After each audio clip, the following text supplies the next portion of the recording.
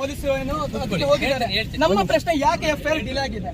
FIR ನೀವು file ಮಾಡಿದ್ರೆ ಅದು ಹೇಗೆ ತನಿಖೆ ಮಾಡಿದ್ರೆ ಹೇಗೆ ಪ್ರೆಸ್ ಮೀಟ್ ಮಾಡಿದ್ರೆ ಅದು ನಮ್ಗೆ ಆನ್ಸರ್. ಮೊಬೈಲ್ ಹೇಗೆ ಚೆಕ್ ಮಾಡಿದ್ರು? ಮೊಬೈಲ್ ಚೆಕ್ ಮಾಡೋಕೆ ಎಫ್ಐಆರ್ ಆಗ್ಬೇಕಲ್ಲ ಸರ್? ಮೊಬೈಲ್ ಚೆಕ್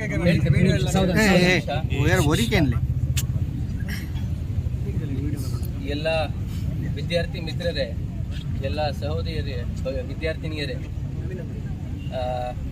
ತಮ್ಮ ಆಕ್ರೋಶ, ತಮ್ಮ ಭಾವನೆಗಳು, ತಮ್ಮ ಅನಿಸಿಕೆಗಳು ನಮಗೆ ತುಂಬ ಚೆನ್ನಾಗಿ ಅರ್ಥ ಆಗ್ತಾ ಇದೆ. ನಾವು ಸಹ ವಿದ್ಯಾರ್ಥಿ ಫೇಸಿಂದ ಬಂದಿರೋದು.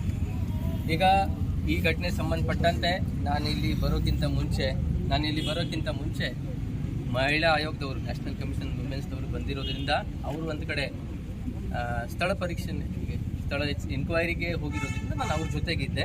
ಅದಕ್ಕೆ ಇಲ್ಲಿ ಬರಲಿಕ್ಕೆ ನನಗೆ ಒಂದು ಅರ್ಧ ಗಂಟೆ ವಿಳಂಬ ಆಗಿದೆ. ಅವ್ರನ್ನ ಅಲ್ಲೇ ಬಿಟ್ಟು ಮಾತಾಡಿಸಿ ನಾನು ಇಲ್ಲಿ ಬಂದಿದ್ದೀನಿ. ಈಗ 2-3 ವಿಚಾರಗಳು ತಾವು ಕೇಳ್ತಾ ಇದ್ದೀವಿ. ಹಲೋ 2-3 ವಿಚಾರಗಳನ್ನ ತಾವು ಕೇಳ್ತಾ ಇದ್ದೀವಿ. ಈಗ ತನಿಖೆನಲ್ಲಿ ಏನ್ ಮಾಡ್ತೀರಿ ಅಂತ ಇಲ್ಲ. ಈಗ ತನಿಖೆ ಎಫ್ಐಆರ್ ಆಗಿದೆ ಮೊನ್ನೆ. ಆದ್ರೆ ಎಫ್ಐಆರ್ ಯಾಕೆ ಡಿಲೇ ಆಗಿದೆ? 8 ದಿನ ಬೇಕು ಒಂದು ಎಫ್ಐಆರ್ ಫೈಲ್ ಆಗ್ಲಿಕ್ಕೆ.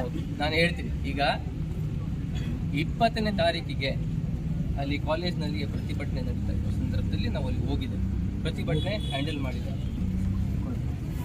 ಅದಾದ್ಮೇಲೆ ಈ ವಿಚಾರಕ್ಕೆ ಸಂಬಂಧಪಟ್ಟಂತೆ ಕೆಲವು ಫೇಕ್ ವಿಡಿಯೋಗಳನ್ನ ಇದಕ್ಕೆ ಅಟ್ಯಾಚ್ ಮಾಡಿ, ಈ ಇನ್ಸಿಡೆಂಟ್ಗೆ ಅಟ್ಯಾಚ್ ಮಾಡಿ ಹರಿಬಿಟ್ಟಿರುವಂತದ್ದು ನಮ್ ಗಮನಕ್ಕೆ ಬಂದಿದೆ. ಅದಕ್ಕೆ ಅದು ಸರಿ ಇಲ್ಲ. ಈ ರೀತಿ ವಿಡಿಯೋ ವೈರಲ್ ಆಗಿರೋದು ಎಲ್ಲಿ ಸಹ ನಮ್ ಗಮನಕ್ಕೆ ಬಂದಿಲ್ಲ. ನಾನು ಬಹಳ ಸ್ಪೆಸಿಫಿಕ್ ಆಗಿ ಅವತ್ತು ಸಹ ಹೇಳಿದೆ, ಇವತ್ತು ಸಹ ಮತ್ತೆ ತಮ್ಮೆಲ್ಲರಿಗೆ ಹೇಳ್ತಾ ಇದ್ದೀನಿ, ಈ ಘಟನೆಗೆ ಸಂಬಂಧಪಟ್ಟಂತೆ ವೈರಲ್ ಆಗಿರೋದು ವಿಡಿಯೋ ನಮ್ಮ ಗಮನಕ್ಕೆ ಬಂದಿಲ್ಲ. ಈ ಘಟನೆನೇ ನಡೆದಿಲ್ಲ ಅಂತ ನಾವು ಎಲ್ಲೂ ಸಹ ಕ್ಲೇಮ್ ಮಾಡ್ತಾ ಇಲ್ಲ. ನಾವು ಅದನ್ನ ವೆರಿಫೈ ಮಾಡಲಿಕ್ಕೆ, ಸಮಗ್ರವಾಗಿ ತನಿಖೆ ಮಾಡಲಿಕ್ಕೆ ಬದ್ಧರಾಗಿದ್ದೇವೆ, ಸಿದ್ಧರಾಗಿದ್ದೇವೆ. ಅದರ ಬಗ್ಗೆ ಯಾವುದೇ ಕಾರಣಕ್ಕೂ ನಾವು ಹಿಂದೆ ಪ್ರಶ್ನೆ ಇರೋದು ಎಫ್ಐಆರ್ ಫೈಲ್ ಆಗ್ಲಿಕ್ಕೆ 8 ದಿವಸ ಯಾಕೆ? ಹೌದು, ನಿಮ್ಮ ಕೈಗೆ 20ನೇ ತಾರೀಕಿಗೆ ಮೊಬೈಲ್ ಬಂದಿದೆ. ಹಾಗಿದ್ರೆ ಆ ಘಟನೆ ಏನು ಎಫ್ಐಆರ್ ಫೈಲ್ ಆಗಿದ್ರೆ 25 5 ದಿವಸ ನಿಮ್ಮ ಹತ್ರ ಮೊಬೈಲ್ ಇಟ್ಕೊಂಡು ಏನ್ ಮಾಡಿ? ಹೇಗೆ ನೀವು ಮೊಬೈಲ್ ಚೆಕ್ ಮಾಡ್ತೀರಿ ಅಂತ ನೀವು ಹೇಳಿದ್ರಿ. ಎಫ್ಐಆರ್ ಇಲ್ಲದೆ ಮೊಬೈಲ್ ಹೇಗೆ ಚೆಕ್ ಮಾಡ್ತೀರಿ? 25ನೇ ತಾರೀಕು ನಾವು ನಿಮ್ಮನ್ನು ಭೇಟಿಯಾಗಿದ್ವಿ, ವಿದ್ಯಾರ್ಥಿ ಪರಿಷತ್ತಿನ ನಿಯೋಗ. ಅವಾಗ ನೀವು ಸ್ಪಷ್ಟವಾಗಿ ಹೇಳಿದ್ರಿ ನಮಗೆ ಮೊಬೈಲ್ ಅಲ್ಲಿ ಆ ರೀತಿ ಯಾವುದೇ ವಿಡಿಯೋಗಳು ಸಿಕ್ಕಿಲ್ಲ ಅಂತ. ಮೊಬೈಲ್ ಸಿಕ್ಕಿಲ್ಲ ಅಂದ್ರೆ ನೀವು ಅದನ್ನ ಎನ್ಕ್ವೈರಿ ಮಾಡಿದೀರಾ ಅಂತ ಆಯ್ತು. ಎಫ್ಐಆರ್ ಫೈಲ್ ಮಾಡಿದ್ರೆ ಹೆಂಗೆ ಎನ್ಕ್ವೈರಿ ಮಾಡಿದೀರಾ ನೀವು? ಈಗ ಅದರಲ್ಲಿ ಕಾಲೇಜ್ನವರು ನಮ್ಗೆ ಒಂದು 22 ತಾರೀಕಿಗೆ ಈ ಮೊಬೈಲ್ ಅನ್ನ ಅಧಿಕೃತವಾಗಿ ಹ್ಯಾಂಡ್ ಓವರ್ ಮಾಡ್ತಾರೆ. ಏನಾದ್ರೂ ಕಂಟೆಂಟ್ ಇದೆಯಾ, ವೈರಲ್ ಆಗಿದೆಯಾ ಚೆಕ್ ಮಾಡಿ ಅಂತ. ಸರಿ, ಅದನ್ನ ಒಂದು ಪ್ರಿಲಿಮಿನರಿ ಇನ್ಕ್ವೈರಿ ಮಾಡ್ಲಿಕ್ಕೆ ನಾವು ತಗೊಂಡು ಅದನ್ನ ಚೆಕ್ ಮಾಡಿಸಿದ್ದೇವೆ. ಅದರಲ್ಲಿ ಏನಾದ್ರೂ ಇದೆಯಾ ಅಂತ. ವಿಡಿಯೋಗರು ಬ್ರೀಚ್ ಇನ್ ಪ್ರೈವಸಿ ಅಲ್ವಾ ಸರ್? ಅದು ಯಾರದ್ದು ಮೊಬೈಲ್ ಹೇಗೆ ಚೆಕ್ ಮಾಡ್ತೀರಿ? ಬ್ರೀಚ್ ಇನ್ ಪ್ರೈವಸಿ ಅಲ್ವಾ? ಯಾರದಾದ್ರೂ ಕೂಡ ಅಲ್ಲ, ಅವರ ಮೊಬೈಲ್ ಪ್ರಕರಣ ಇಲ್ಲದೆ ಯಾವ ಆಧಾರದ ಮೇಲೆ ಚೆಕ್ ಮಾಡ್ತೀರಿ? ಇಲ್ಲ, ಆರೋಪಿಗಳದು ಪ್ರೊಟೆಕ್ಟ್ ಮಾಡುವಂತ ಪ್ರಶ್ನೆನೇ ಇಲ್ಲ. ಈಗ 25ನೇ ತಾರೀಕಿಗೆ ಆರೋಪಿಗಳನ್ನು ಪ್ರೊಟೆಕ್ಟ್ ಮಾಡಿದ ವಿಡಿಯೋ ಹೇಗೆ ಡಿಲೀಟ್ ಆಯ್ತು? ಸಾಕ್ಷಿಯಾಗಿ ಇಟ್ಕೊಳ್ಬೇಕಿತ್ತು. ಯಾಕೆ ಆ ವಿಡಿಯೋವನ್ನು ಉನ್ನತ ಮಟ್ಟದ ರಿಟ್ರೀವ್ ಮಾಡ್ಲಿಕ್ಕೆ, ಸಾಫ್ಟ್ವೇರ್ ಮೂಲಕ ರಿಟ್ರೀವ್ ಮಾಡ್ಲಿಕ್ಕೆ ಈಗ FSL ಗೆ ಕಳಿಸ್ತೇವೆ. ಇನ್ನು ಕೆಲವರು ಹೇಳ್ತಾ ಇದ್ದಾರೆ, ಒಂದ್ ನಿಮಿಷ ಕೇಳಿ.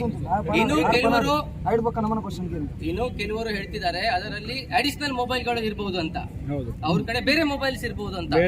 ಬೇರೆ ಮೊಬೈಲ್ಸ್ ಇದ್ದರೆ ಅವು ಸಹ ಸೀಸ್ ಮಾಡಿ, ಅಷ್ಟು ಮೊಬೈಲ್ಗಳನ್ನು ಸೀಸ್ ಮಾಡಿ ಅದಕ್ಕೂ ಸಹ ನಾವು ಸ್ಪಷ್ಟವಾಗಿ ಡಿಟೇಲ್ ಆಗಿ ಅನಾಲಿಸಿಸ್ ಮಾಡಿ ಕೊಡ್ತೇವೆ. ಮೇಲೆ ನಾವು ತಗೊಂಡಿರುವಂತದ್ದು ನಮ್ಗೆ ಕಾಗ್ನಿಸಬಲ್ ತಗೊಳ್ಳಿಕ್ಕೆ ಕಂಟೆಂಟ್ ಬೇಕಾಗಿತ್ತು. ಆ ಕಂಟೆಂಟ್ ಅವರ ಹೇಳಿಕೆನಲ್ಲಿ ಬಂದಿರೋದು ನಾವು ಅದರ ಮೇಲೆ FIR ತಗೊಂಡಿದ್ದೀವಿ.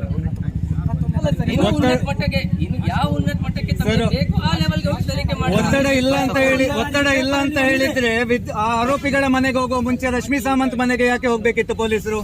ಒಂದು ಟ್ವೀಟ್ ಹಾಕಿದವರು ಆರೋಪಿಗಳ ಮನೆಗೆ ಇನ್ನೂ ಹೋಗ್ಲಿಲ್ಲ, ರಶ್ಮಿ ಸಾವಂತ್ ಮನೆಗೆ ಯಾಕೆ ಹೋಗ್ಬೇಕಿತ್ತು? ಒತ್ತಡ ಇಲ್ಲ ಅಂತ ಹೇಳಿದ್ರೆ ಅದು ಯಾರೋ ಒತ್ತಡದಲ್ಲಿ ಹೋದದ್ದು ಸರ್? ಅದನ್ನ ಹೇಳ್ತೀನಿ. ರಶ್ಮಿ ಸಾವಂತ್ ಅವರ ಮನೆಗೆ ಹೋಗಿ ಅವರನ್ನ ಹೆದರಿಸುವಂತದ್ದು, ನಾವು ಅವರನ್ನ ಹೆದರಿಸಲಿಲ್ಲ. ಯಾಕೆ ಹೋಗುದೇ ಯಾಕೆ ಬೇಕಿತ್ತು? ಟ್ವೀಟ್ ಮಾಡಿದ್ದು ಆರೋಪಿಗಳ ಮನೆಗೆ ಹೋಗುವ ಮುಂಚೆ ಅವರ ಮನೆಗೆ ಯಾಕೆ ಹೋಗ್ಬೇಕಿತ್ತು?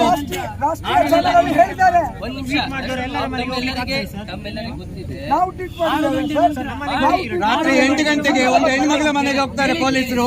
ಆರೋಪಿಗಳನ್ನ ಇವತ್ತಿವರೆಗೆ ಪ್ರಶ್ನೆ ಮಾಡಲಿಲ್ಲ.